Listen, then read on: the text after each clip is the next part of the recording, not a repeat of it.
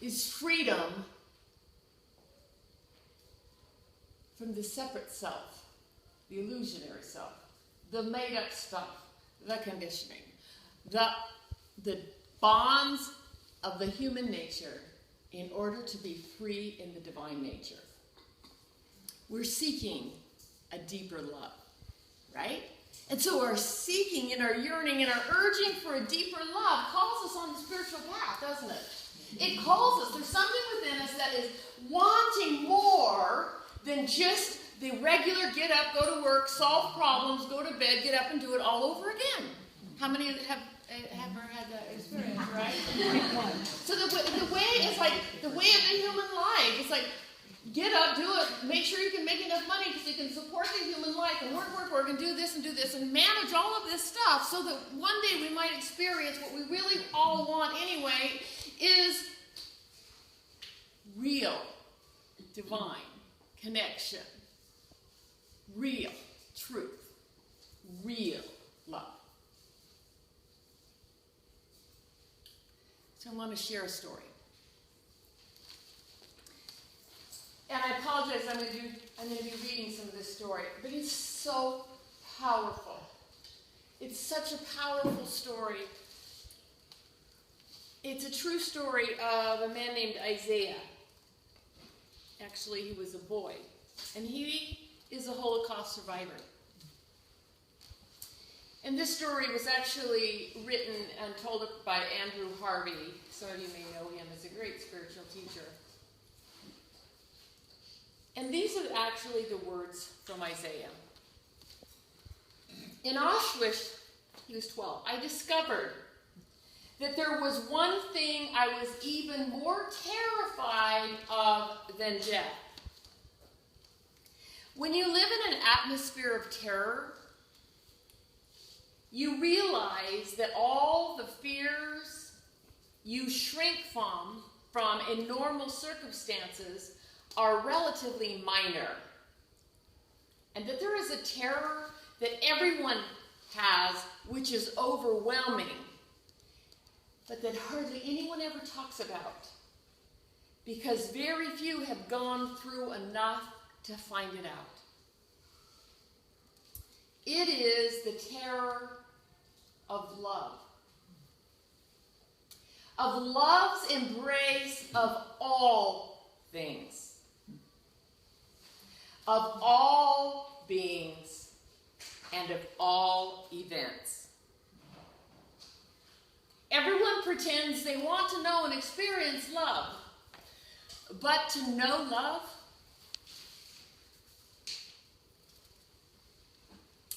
and to experience love is to die to all of your private fantasies and agendas and beliefs about what love is. It is to die all your private fantasies, agendas, and all your visions of right and wrong and good and bad. Love is everything. He writes, I was 12 years old, and it was midwinter, and I was in despair. My mother, father, and sister had all been killed. I knew by then that the chances of surviving or of being saved were very slim. There was a guard who was particularly sadistic, who used to beat me with his leather strap until I bled. I was only 12. What did I know about anything? What did I know about God? All I knew was that I had to decide once and for all whether the horror that I saw around me was the ultimate reality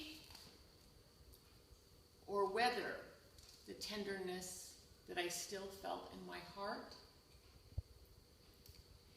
the joy that I could still remember when I thought of my mother's face, I wondered if that was the truth. Because I knew they both couldn't I thought about this for months. Thought, he says, was too polite of a word. I bled over it. I sweat over it. I cried over it. I prayed over it. I wrestled with it as Jacob must have wrestled with the angel for my life. I had to know, or I would drown in this darkness. For the first time, I started to pray. My prayer, which I began to repeat at every moment, was only 4 words. Show me the truth. Nothing came. Not a single insight, not a single vision, no dream with a comforting angel, no nothing. And I kept praying, show me the truth. I went on praying, and I went on praying, and I went on praying more desperately, and then one early winter morning, I heard a quiet voice say, you must decide.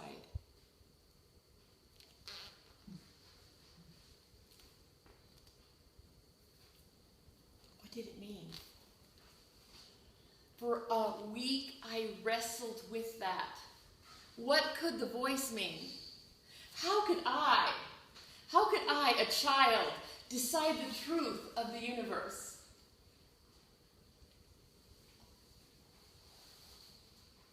Slowly I began to understand. I understood that I was always free to decide whether the world I was being shown was the real one, or whether the world I felt in my heart was the truth. When I really thought about it, the second choice seemed even more frightening than the first. What if love was the real choice? Would it mean that I had to love the guard who had beaten me? Would it mean that I had to forgive the apparatus that had killed my parents and family and hundreds of thousands of others? Would I even have to forgive God for having allowed these horrors to take place? Ernest Holmes says, for love to be real, it has to be all-inclusive. If love is the truth, it has to include everything. If love is the truth, it has to include the horror. How many times we look at life, we're like, reveal the love in me, reveal the love in me. And here, imagining that voice that says, well, you're the one that has to choose. What is real? What is the truth? Here's this voice saying, what is the truth? What is the truth? What is the truth? And the spirit, the life, the voice in him says, you choose. You decide. How many of us have had anything to decide this week even? Right? And hear the voice, we're like, just give it to me, God, give it to me, give it to me. And it's always there. That choice is there always. And God says, you choose. Where are you looking? What is the truth? What will you believe? You choose.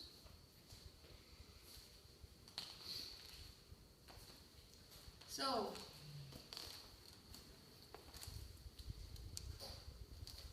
he says, I lived through indescribable torment in the middle of trying to choose, right? The choice for love was terrifying to him. The choice for forgiveness, the choice for love meant he couldn't choose who to love. The choice for love meant that in the middle of the terror, love is.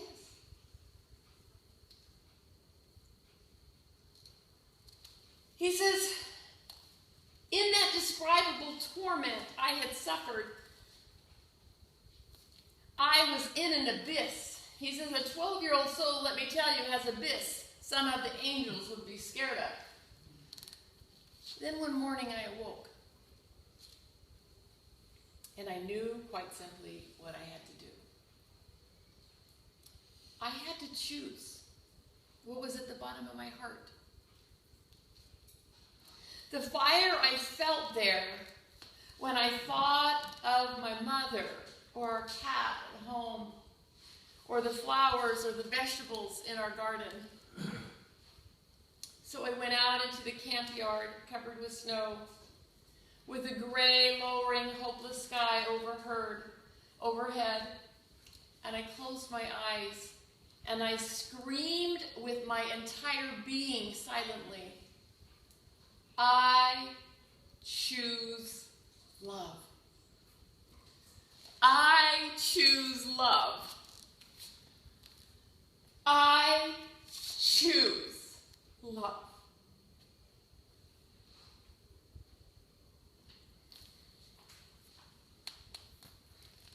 And then it happened.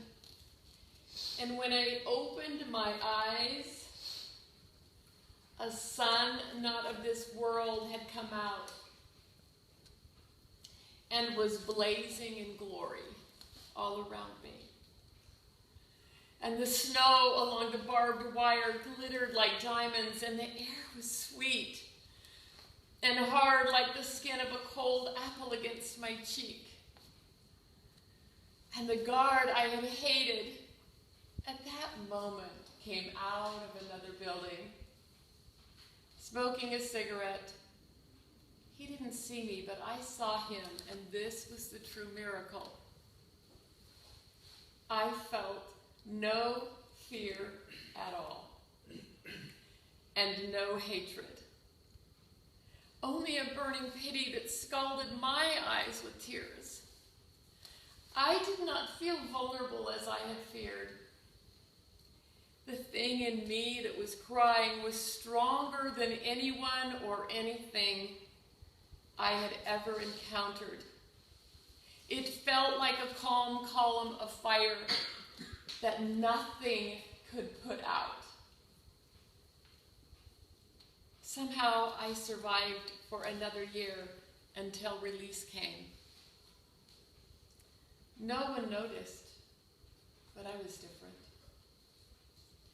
Whenever I could, I would gaze at the way the ordinary light changed on the ground, along the wires, or on the roofs of the huts and the crematoria. I know now whose light I was seeing. The fire in my chest never did leave, and it never has left. And I have tried to live from and breathe and act and choose from its laws. I choose love.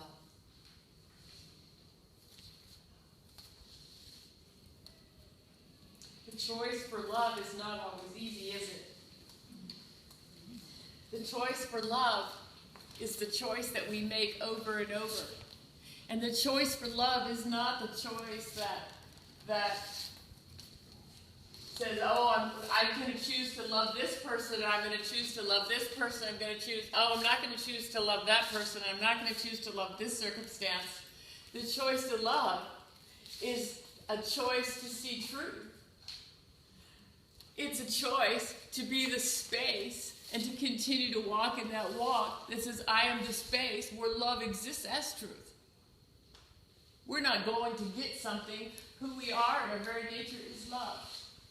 We're not trying to get love. We are revealing love's presence, right?